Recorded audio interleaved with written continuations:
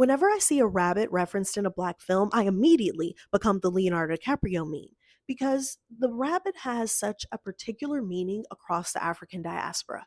Black people are a part of this oral tradition, meaning our fables and histories have been passed down through the spoken word, retold and safeguarded by griots or storytellers. And these stories oftentimes included characters like Anazi the spider, Tuki the hyena, or Endenko and Luek the rabbit.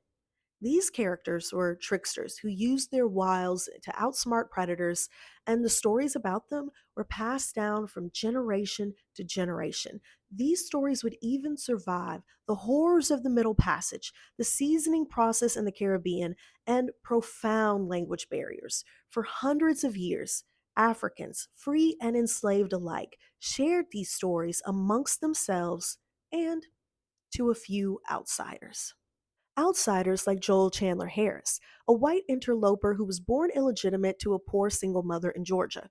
Not having much in common with his rich plantation owning counterparts, Joel would usually keep company with the formerly enslaved black folks that he was overseeing while working on plantations after the Civil War had ended.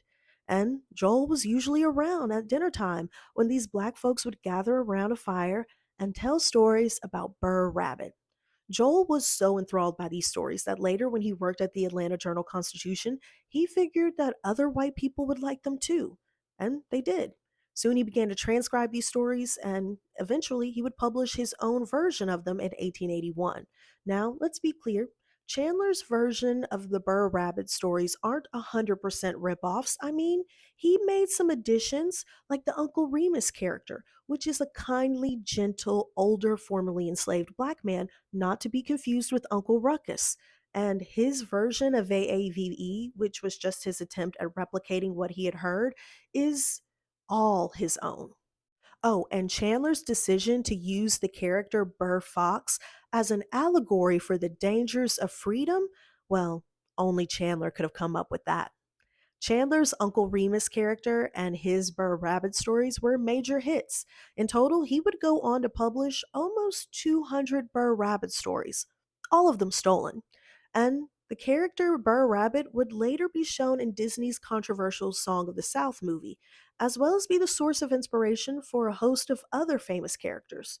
But most importantly, Warner Brothers' Bugs Bunny. But despite Chandler's cultural appropriation and theft, the cultural roots behind the Burr Rabbit stories remain the same.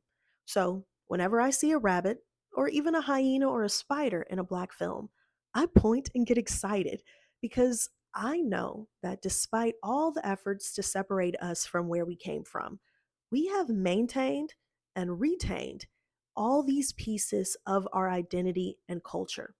And that ultimately means that no matter what has been done to us or what may happen to us, you cannot break us.